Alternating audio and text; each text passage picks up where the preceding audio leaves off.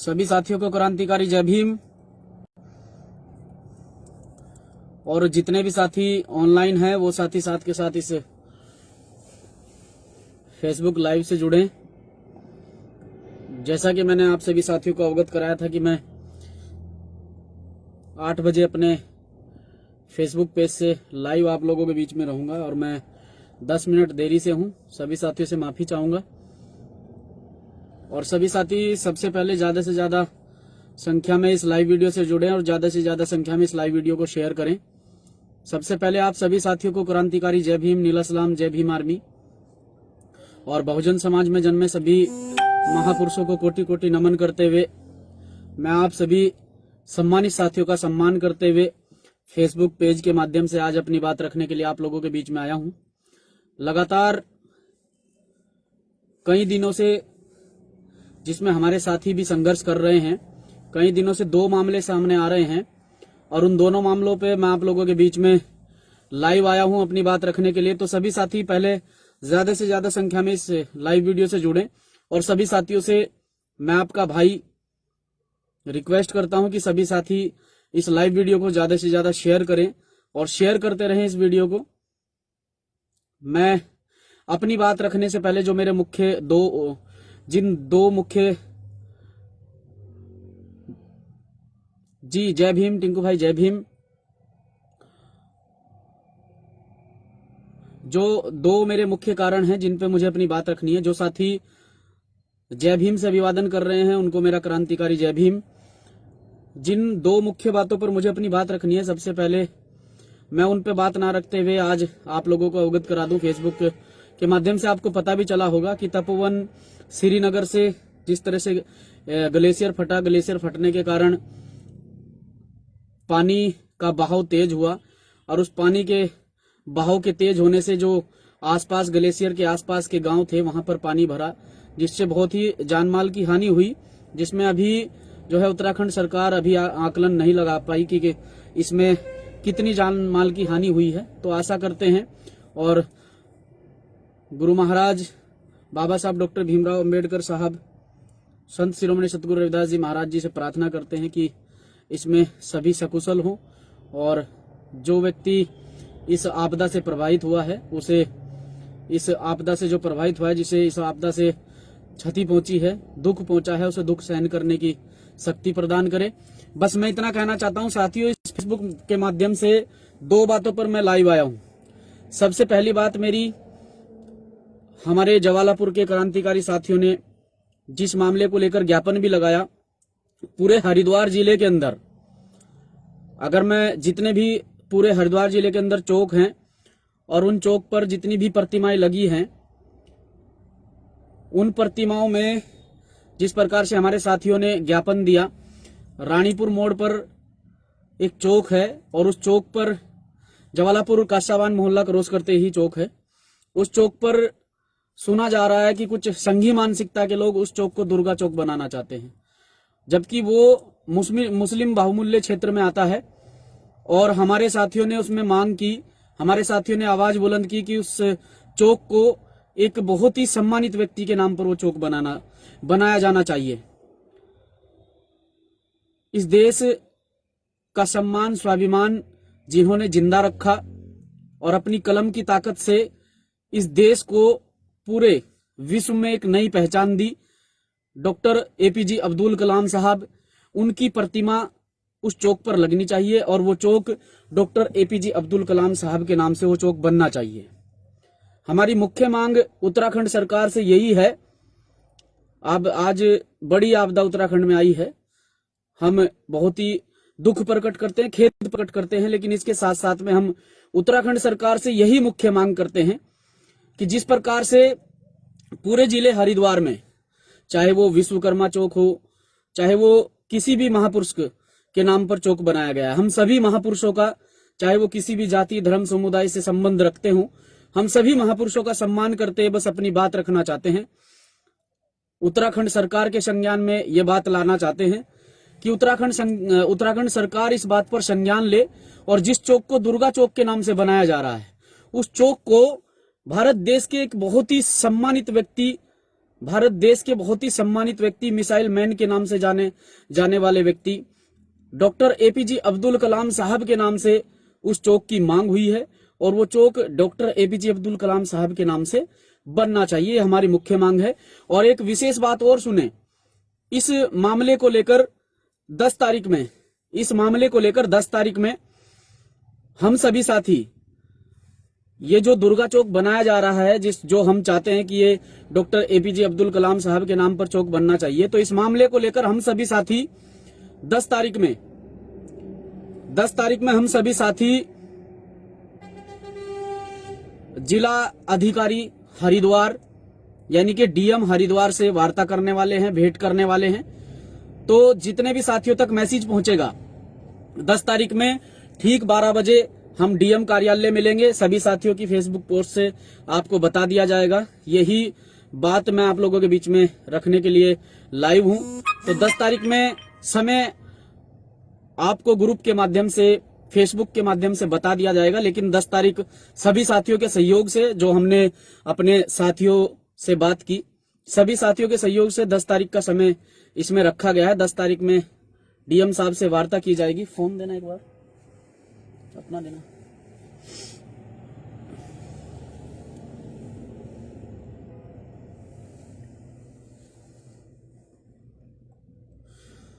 दस तारीख में इसमें डीएम हरिद्वार से वार्ता की जाएगी। तो समस्त साथी जितने भी मेरी लाइव वीडियो को देख रहे हैं, भीम आर्मी के सम्मानित पदाधिकारीगण, भीम आर्मी के प्रदेश अध्यक्ष मेरे आदरणीय सम्मानित बड़े भाई मुन्नीलाल सिंधे जी, और भीम आर्मी के समस्त जिले के पदाधिकारी, हमारे आदरणीय सम्मानित पदाधिकारीगण, और आजाद समाज पार्टी के जितने भी जिले के सम्मानित पदाधिकारीगण हैं, उन सभी को ये सूचना मैं पहुंचाना चाहता हूं लाइव वीडियो के माध्यम से कि ज्यादा से ज्यादा संख्या में हम 10 तारीख को डीएम साहब से इस मामले को लेकर मुलाकात करेंगे और डीएम साहब को अपना मांग पत्र सौंपेंगे।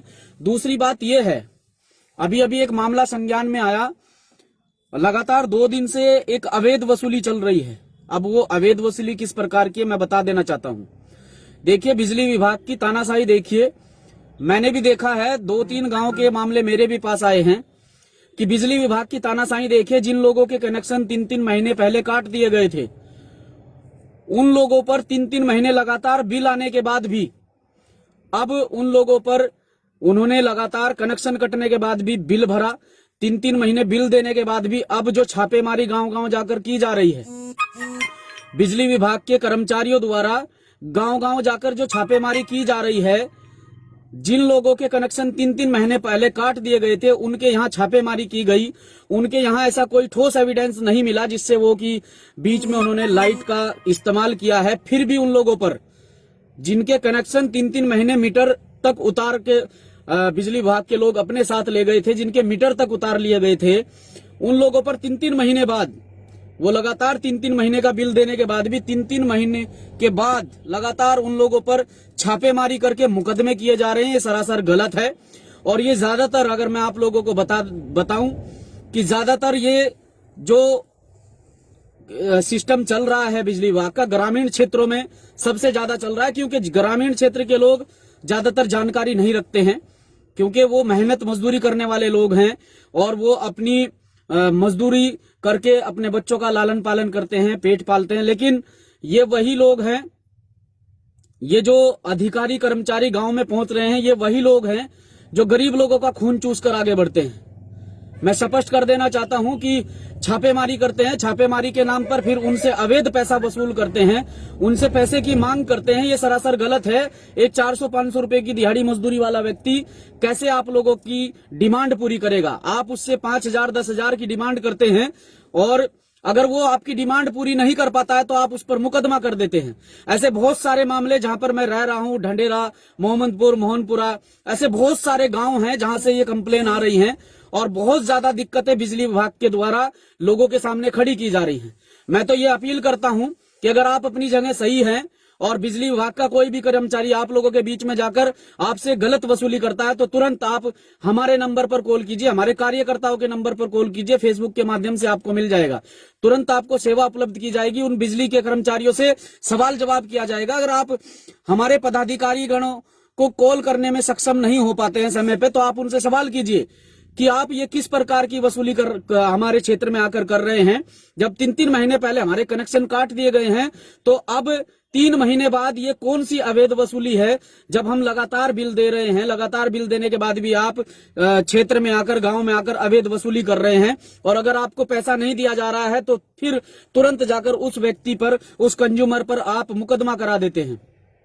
तो ये सरासर गलत है। बहुत सारे लोग ऐसे हैं जिन पर बिना किसी बात के मुकदमे लगाए गए हैं। तो बिजली विभाग हमारी इस चेतावनी को एक्सेप्ट करे और बहुत जल्द 10 तारीख में, हमने 10 तारीख एपीजे अब्दुल कलाम साहब की जो प्रतिमा और जो चौक बनवाने की बात चल रही है, जिस पर हमारे साथियों ने पहले ज्ञापन भी दिया था, 10 तारीख में हम डीएम साहब से मुलाकात करेंगे, अपना मांग पत्र सौंपेंगे। उसके बाद बड़े जोरों शोरों से तैयारी, हम बिजली विभाग के खिलाफ मोर्चा खोलने वाले हैं। और ये मोर्चा बड़े ही जोरों शोरों से खोला जाएगा, क्योंकि बिजली विभाग अपने तानाशाही रवैये से बिल्कुल भी बाज नहीं आ रहा है।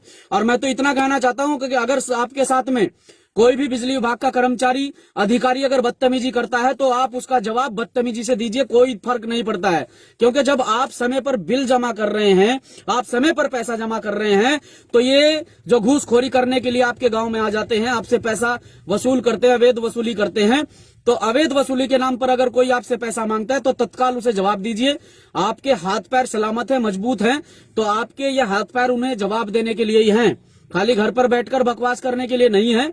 और भीम आर्मी के और आजाद समाज पार्टी के समस्त साथियों को कहना चाहता हूं, वो ग्रामीण क्षेत्र किससे जुड़े साथी जो मेरी लाइव वीडियो को देख रहे हैं, ये बहुत बड़ा मुद्दा है, बहुत बड़ा मामला है कि लगातार जो है बिजली विभाग के कर्मचारी अवैध वसूली कर रहे हैं।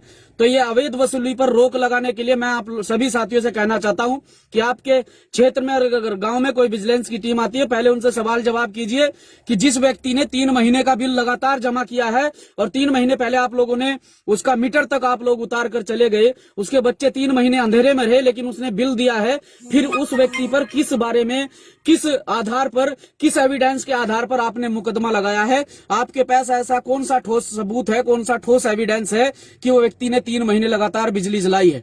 जिस व्यक्ति के बच्चे 3-3 महीने अंधेरे में रहे हैं, जिन्हें बिजली नसीब तक नहीं हुई, लाइट नसीब तक नहीं हुई, उनसे जो है मुकदमे के नाम पर पैसे लिए जा रहे हैं। तो ये सरासर गलत है। इसका भीम आर्मी, आजाद समाज पार्टी के लोग पुरजोर विरोध करते हैं। और मैं सभी को कहना चाहता हूं कि जिस दिन कोई डेट रखी जाए बिजली विभाग के खिलाफ मोर्चा खोलने के लिए, तो इसका मोर्चा जिला हरिद्वार से खोला जाएगा। और जिला हरिद्वार के साथ साथ में पूरे उत्तराखंड में इसका विरोध किया जाएगा, अगर बिजली विभाग के कर्मचारी अपनी अवैध वसूली से बाज नहीं आते हैं। तो आप सभी साथी मेरे साथ में जुड़े, आप सभी साथियों का बहुत बहुत सम्मान, आभार व्यक्त करता हूं। आप सभी साथियों को मेरा क्रांतिकारी जय भीम, नीला सलाम, जय भीम आर्मी। साथियों, आप सभी साथियों ने इतना सहयोग दिया, इतना प्यार दिया फेसबुक के माध्यम से, आप सभी साथियों का आभारी रहूंगा। बस इन्हीं 2 मुद्दों पर मुझे लाइव आना था। पहला मुद्दा, जवालापुर में जो चौक दुर्गा चौक के नाम से बनाया जा रहा है, वो सरासर गलत है। तो संघी मानसिकता के लोग इसमें अपनी तुच्छ मानसिकता का प्रदर्शन ना करें, नहीं तो पहले भी हमने आप लोगों को करारा जवाब दिया था।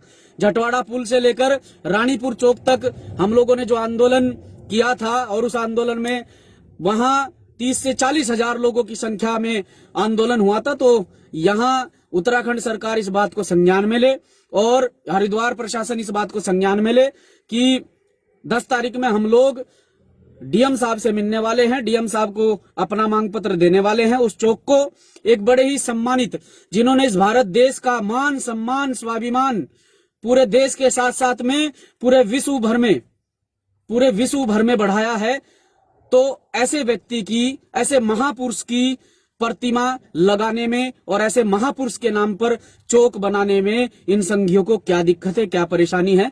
मैं सिर्फ इतना पूछना चाहता हूं, क्योंकि हम सभी महापुरुषों का सम्मान करते हैं। जितने भी महापुरुषों की जिला हरिद्वार में मूर्ति, प्रतिमा लगाई गई है, चौक बनाए गए हैं, हम सबका सम्मान करते हैं। लेकिन अगर हमारे महापुरुषों का अनादर किया जाएगा, डॉक्टर एपीजे अब्दुल कलाम साहब के बारे में वहां बात उठी है और आवाज उठी है, साथियों ने आवाज उठाई है, तो इस पर अगर प्रशासन, शासन संज्ञान नहीं लेता है और हमारे महापुरुषों का अपमान किया जाएगा, तो हमसे उम्मीद मत करना कि हम आपके महापुरुषों का सम्मान करेंगे। लेकिन फिर भी हम बाबा साहब डॉक्टर भीमराव अम्बेडकर साहब को मानने वाले लोग हैं, हम प्रत्येक महापुरुष का सम्मान करते हैं। लेकिन जब हमारे महापुरुष के साथ में अपमान होगा, हमारे महापुरुषों का अपमान किया जाएगा, तो फिर हमें भी कुछ ना कुछ सोचना पड़ेगा। लेकिन हम ऐसी मानसिकता के लोग नहीं हैं। हम पहले बता देना चाहते हैं, हम आपके जैसी मानसिकता के लोग नहीं हैं। हमें बाबा साहब डॉक्टर भीमराव अंबेडकर साहब ने अनुशासन सिखाया है और इस देश में संविधान लागू है। संविधान के आधार पर हम लोग एक सभ्य समाज के लोग हैं, एक पढ़े लिखे समाज के लोग हैं और हम अपनी सभ्यता का परिचय आप लोगों को देंगे और बड़े ही शांतिपूर्ण तरीके से 10 तारीख में हम लोग ठीक 12 बजे 10 तारीख में हम लोग, वैसे मैं एक बार ग्रुप में बात करने के बाद समय आप लोगों को बता दिया जाएगा, लेकिन फिर भी मैं आप लोगों को बता देना चाहता हूं कि 10 तारीख फाइनल है। 10 तारीख में हम लोग डीएम साहब से मिलेंगे। जय भीम, जय भीम आर्मी।